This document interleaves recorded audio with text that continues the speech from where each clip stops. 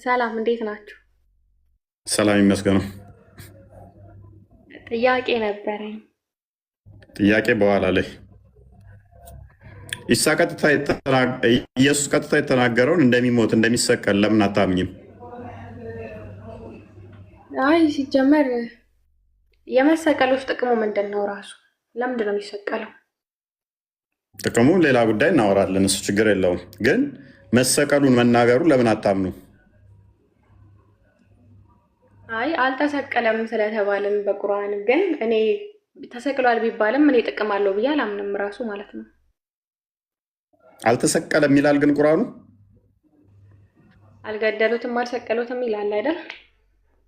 አልሰቀሉትም እና አልተሰቀለም አይለያይም። እ አልሰቀሉትም አልገደሉትም እና አልተሰቀለም ልዩነት አለ የለውም? እንዴት ነው የሚለያየው? ተሰቅሏል ኦኬ ለሚሉ ሞተ ለሚሉ ሰዎች ነው አይደለ? አልተሰቀለም አልተገደለም የተባለው እንደዛ ብሎ ነው። ለሚያምኑ አልተሰቀለም ከሆነ ከና አልተሰቀለም ሊሆን ይችላል። እሱ ላይ ሲሆን አልሰቀሉትም ሲሆን ግን ሰቀልን የሚሉት አካላት ስፔሲፊክ አካላቶች እናንተ እንዳላችሁት አይደለም ለማለት ሊሆን ይችላል። ለምሳሌ አልገደሉትም ጫላ የሚባለውን የሆኑ አካላት መጥተው ገለነዋል ቢሉ አይ አልገደላችሁትም ቢባል ያ ሰውዬ ግን በሌሎች ደግሞ ተገድሎ ሊሆን ይችላል። እንዴ አልተገደለም ከተባለ እኮ አልተገደለም። ምንድነው ልዩነቱ ራሱ? እንዴ በጣም ታወሳስባለህ እንዴ። እያልኩሽ ያለው ገዳዮቹ እናንተ አይደላችሁ። ለምሳሌ እሺ ሱራ 8 17 አንድ ይክፈትልኝ ክርስቲያን። ይህንን እስቲ አንድ ያስረጅኝ። ለምን መጽሐፍ ቅዱስ ላይ አልጠየቅህም? እፎይ እኔ ጥያቄ ልጠይቅ ነው የገባሁት። ትጠይቃለሽ። ይህን ክፍል አንብቤው እስቲ። እኔ ያልኩሽ አሁን ምሳሌ የሰጠውሽ ይኸው ቁርአኖች ላይ ያለ ነው።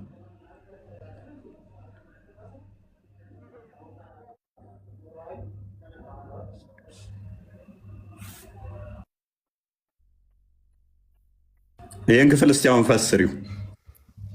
እንዴት ነው የምፈስረው? አንብበዋ። ከተነበበ እኮ ግልጽ ነው አይደለ? እኔ ግልጽ አልሆነልኝም። ምክንያቱም አልገደላችኋቸውም አለ። አልገደላችሁም አለን። አሁን አልገደላችሁም እያለ ነው ክፍሉ አይደለ? ግን አላገደላቸው አለ። ኦኬ። ስለዚህ እንደዚህ ከሆነ እነሱ ነፃ ናቸው፣ ምንም እጃቸው እዛ ነገር ውስጥ የለም ብለን ስናስብ ጭብጥን አፈር በወረወረ ጊዜ አንተ አልወረወርክም አለ። ኦኬ። አፈር በወረወራችሁ ጊዜ እናንተ አይደላችሁ መወረወራችሁት አለ። ግን አላህ ወረወረው አለ። አላህ ወረወረው ወደ አይኖቻቸውም አደረሰው አለ። ስለዚህ አላህ ከአርሽ ላይ መጥቶ ጭብጥ አፈር አንስቶ ሰዎቹ ላይ ወረወረባቸውና አይናቸው እስከተተ አላህ ለአማኞቹም ከእነርሱ የሆነን መልካም ጸጋ ለመስጠት ይህንን አደረገ። አላህ ሰሚ አዋቂ ነው አለ። ይህን ክፍል እስቲ ያስረጅኝ። እናንተ አልገደላችሁም፣ አላህ ገደላቸው። ጭብጥን አፈር በወረወርክም ጊዜ አንተ አልወረወርክም፣ ወረወርክ ይለውና መልሶ ደግሞ አንተ አልወረወርክም። ምን ማለት ነው? ኦኬ እኔ ጭብጥን ወረወርኩኝ ገደልኩ ስል ነው አንተ አይደለም የገደልከው፣ አላህ ነው የገደለው። ጭብጥ አፈር አንተ ነው የወረወርኩና አይናቸውን የመታው። ኖ አንተ ግን አይደለም የመታው፣ አላህ ነው የመታው። ይህን ክፍል አስረጅኝ እስኪ። እኔ አላስረዳም፣ ጥያቄ ልጠይቅ ነው የገባሁት። ግን አልገደላችኋቸውም ሲል እነማንን ነው እንደዚህ እያለ ያለው? ለእነማን ነው የተናገረ ያለው? ምን ስለምንድን ነው የሚያወራው? ስለ መሐመድ እና ተከታዮቹ በጦርነት ላይ በነበረ ጊዜ። ምን አገናኘውን ከዛ ጋር? በደንብ ይገናኛል። ኢሳንም አልገደሉም ሲል በተመሳሳይ እኔ ነኝ እንጂ የምገለው በእናንተ ኃይል በእናንተ አቅም አይደለም እያላቸው ነው። ሰቀልን አላችሁ እንጂ እናንተ አልሰቀላችሁትም ነው። እኔ ነኝ የሰቀልኩት ነው። የሚገለው አምላክ አይደለም። እናንተ ገለናል ብላችሁ ትላላችሁ። ቆይ እናንተ ገለናል ትላላችሁ፣ አልገደላችሁትም። መግደል የምችለው እኔ ነኝ ነው። እነሱ እኮ ድንጋይ አንስተው ወርውረዋል፣ አፈር ወርውረው እኮ አይናቸውን መጥተዋል እነኛ። ነገር ግን በእናንተ ኃይል አይደለም በእናንተ አቅም አይደለም፣ እኔ ነኝ አይናቸው ላይ ያደረስኩት፣ እኔ ነኝ የወረወርኩት ሲል አላህ መጥቶ ድንጋይ አንስቶ እየተወራወረ ተደባድቦ ነው። መቼም አትይኝም። እናንተ አልወረወራችሁም፣ የወረወርኩት እኔ ነኝ ሲል አላህ መጥቶ ተወራውሮ ነው ብለሽ ነው የምታምኚው? አይለማ እንደዛ። እንዴት ነው እንደዚህ የምትለው አንተ? ነው ይላል። አይልም እንዴት ያለሽ አንዴ ሙቤ አይልም እንዴት ያለሽ ክፍሉ እኮ ግልጽ ነው። ከዛ ጋር ምን ነው ያልካለው? ቆይ ጭብጥን አፈር በወረወርክም ጊዜ ማን ነው ወረወርክ የተባለው? አላህ ነው ወይንስ ሙሐመድ እና ተከታዮቹን ነው? አይ አላህንማ አይደለም። ኦኬ አላህን ካልሆነ አልወረወርክም አለው። እሺ በወረወርክም ጊዜ ብሎ አልወረወርክም ማለት ምን ማለት ነው? አስረጅኝ እስኪ። ሁለቱም የሚጋጩ ነገር ናቸው። በወረወርክም ጊዜ አልወረወርክም ሁለቱ አይጋጩ? አይ አንተ አትገላቸውም ለማለት ይሆናል።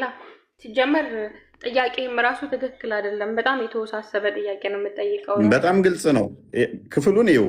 በወረወርሽም ጊዜ አልወረወርሽም ብልሽ ምን ማለት ነው? አንቺ በወረወርሽ ጊዜ ድንጋይ አልወረወርሽም ብልሽ ምን ማለት ነው? ሁለቱም የሚጋጩ ናቸው። እነኝን አስማሚልኝ። እሺ አቅም የለሽም። ፕሊስ አለቃ ጣልቃ ትግባ። ምን አልሽ? ቀጥልሽ ጠይቀኝ እንደገና።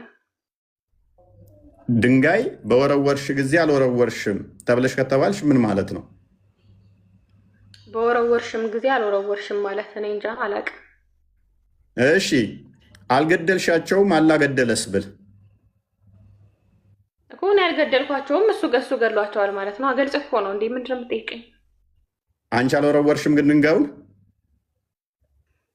እኮ እኔ በወረውርም እኮ እኔ ያልገላቸውም አላህ ነው አይደለም የሚገላቸው፣ ግን ለዛ ሰበብ ሊሆን ይችላለሁ እኔ ማለት ነው። ሰበብ ሊሆን ይችላል።